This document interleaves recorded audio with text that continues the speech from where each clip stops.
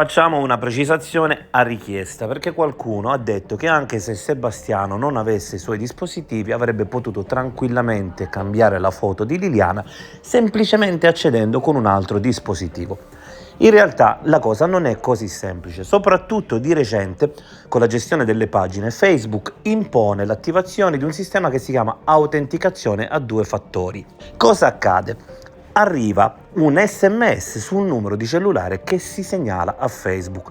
Questo vuol dire che se io voglio accedere da un altro dispositivo, dovrò prima ricevere sul cellulare che ho indicato precedentemente un codice e a questo punto, inserendo il codice sul nuovo dispositivo, potrò accedere. Questo significa che se a me hanno sequestrato il cellulare, su un nuovo dispositivo, pur avendo nick e password, io non potrò entrare su Facebook. Questo potrebbe spiegare perché Sebastiano, se non avesse avuto i suoi dispositivi, pur avendo a disposizione altri 1000 cellulari, non avrebbe potuto comunque accedere al suo Facebook.